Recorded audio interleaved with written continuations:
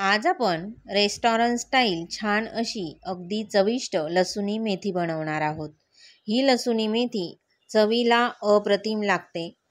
बघता क्षणी खावीशी वाटेल आणि एकदा जर तुम्ही अशा पद्धतीने बनवलीत तर पुन्हा पुन्हा अशाच पद्धतीची भाजी तुम्ही बनवणार, इतकी छान ही भाजी तयार होते। लसुणी मेथी बनवण्यासाठी एक जुडी मेथी स्वच्छ निवडून धुवून घेतलेली आहे। त्यातलं पाणी सर्व काढून घेतलेलं आहे। आता गॅसवर एक कढई ठेवायची। कढईमध्ये 1 चमचा तेल टाकायचं। तेल थोडंसं गरम झाल्यानंतर लगेच धुवून घेतलेली जी मेथी आहे ती आपण तेलामध्ये सोडणार आहोत। तेलामध्ये सोडल्यानंतर गॅस आपल्याला या ठिकाणी मोठा करायचा आणि मोठ्या गॅसवर ही मेथी तेलामध्ये परतवून घ्यायची आहे। असं केल्यामुळे भाजीला चव छान येते आणि ही मेथी जी आहे ती परतवली जाते आणि नरम होते आणि मग नंतर आपण ज्या वेळेला फोडणी देतो भाजीला त्यावेळेला ती छान एकसंध भाजी तयार होते।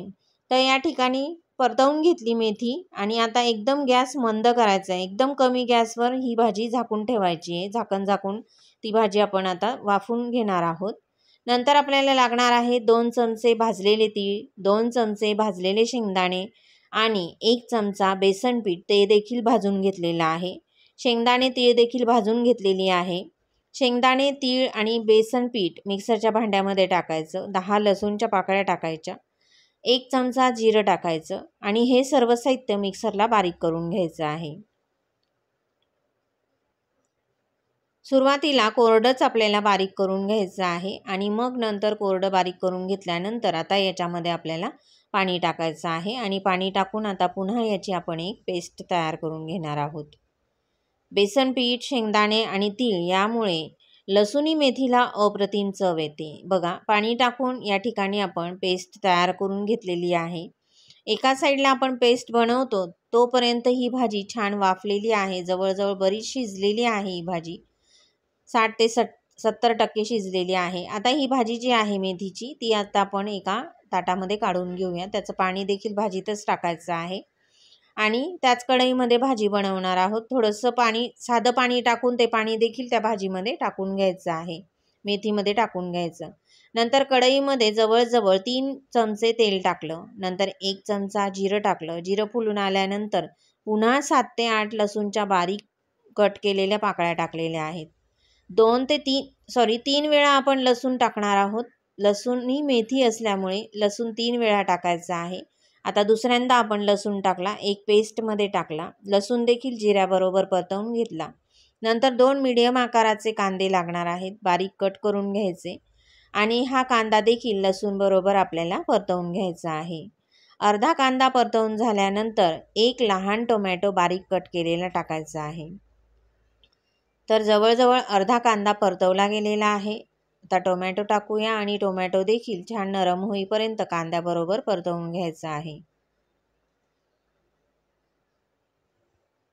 आणि छान कांदा टोमॅटो नरम झाल्यानंतर आता आपण याच्यामध्ये जी पेस्ट तयार करून घेतलेली आहे, शेंगदाणे, तीळ, बेसन पीठ, जिरं आणि लसूण याची पेस्ट आपण आता याच्यामध्ये टाकणार आहोत फोडणीमध्ये आणि ही पेस्ट छान तेल सुटेपर्यंत परतवून घ्यायची।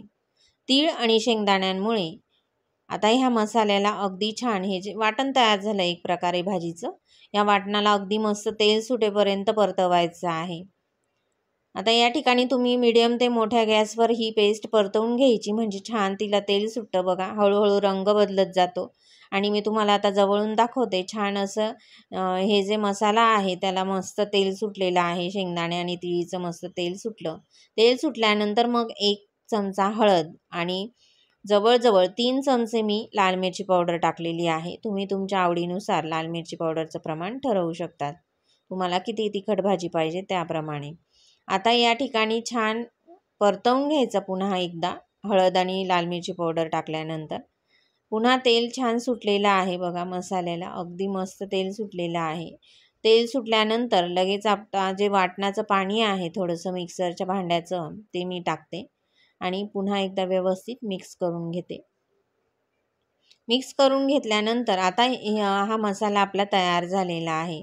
आता भाजीसाठी आपल्याला ग्रेव्ही तयार करायची आहे। त्या अगोदर आपण याच्यामध्ये मीठ टाकणार आहोत। पूर्ण भाजीचं मीठ टाकायचं, खूप मीठ टाकायचं नाही, जसं मीठ भाजी कमी होऊन जाते मेथीची नंतर.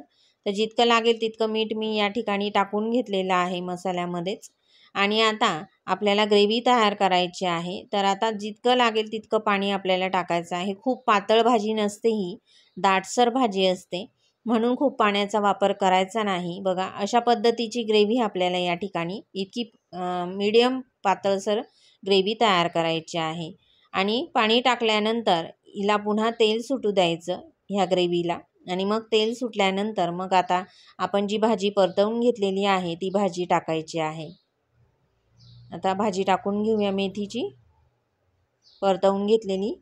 आता ही भाजी जवळजवळ 60% आपली शिजलेली आहे. आता बाकीची जी उर्वरित भाजी आहे ती आता आपण ह्या मसाल्यामध्ये भाजी टाकल्यानंतर मसाल्यासोबत ही भाजी शिजवून घेणार आहोत. म्हणजे छान असा अर्क उतरतो मेथीचा मसाल्याचा मेथीमध्ये आणि मस्त अगदी चटकदार आणि चटपटीत तोंडाला पाणी सुटेल अशी मस्त भाजी तयार होते. आता मिक्स करून घेतली मेथी मसाल्यामध्ये. आता आपण एक झाकण झाकून ही मेथी पुन्हा अजून थोडा वेळ ठेवणार आहोत. अगदी 2 ते 3 मिनिटामध्ये ही भाजी तयार होईल. 2 ते 3 मिनिट झाल्यानंतर मी झाकण काढून घेतलं आणि झाकण काढून थोडंसं याला मस्त तेल सुटलं आणि या ठिकाणी आपली अगदी छान रेस्टॉरंट स्टाईल घट्टसर दाटसर मेथीची भाजी, लसूणी मेथीची भाजी तयार झालेली आहे. बघा, अगदी मस्त रंग आलेला आहे आणि एकसंधपणा आलेला आहे. आता आपण पुन्हा आणखीन याला लसणाचा तडका देणार आहोत. तर 3 टाईम आपण लसूण टाकला. खूप नाही होत लसूण. सुरुवातीला 10 पाकळ्या, मग 7-8 पाकळ्या कट करून टाकल्या फोडणीमध्ये आणि पुन्हा आणखीन 5-6 पाकळ्या या ठिकाणी तेलामध्ये टाकून मस्त तडका दिलेला आहे लसूणचा. थोडेसे लसूण उरवून ठेवले, नंतर आपण डेकोरेशनसाठी वरून भाजीवर टाकणार आहोत. आता ही भाजी आपण सर्विंग प्लेटमध्ये काढून घेऊया. अगदी मस्त रेस्टॉरंट स्टाईल लसूणी मेथी या ठिकाणी तयार झालेली आहे. नक्की बनवून बघा अशा पद्धतीने, अगदी झटपट तयार होते, खूप वेळ देखील लागत नाही. 2-3 लसूणच्या पाकळ्या वरून टाकून घेऊ. रेसिपी आवडली असेल तर जास्तीत जास्त जणांपर्यंत शेअर करा. पुन्हा भेटूया अशाच एका छानशा आणि नवीन रेसिपीमध्ये. वेळात वेळ काढून रेसिपी बघितली त्याबद्दल तुम्हा सर्वांचे धन्यवाद. पुन्हा भेटूया अशाच एका छानशा आणि नवीन रेसिपीमध्ये.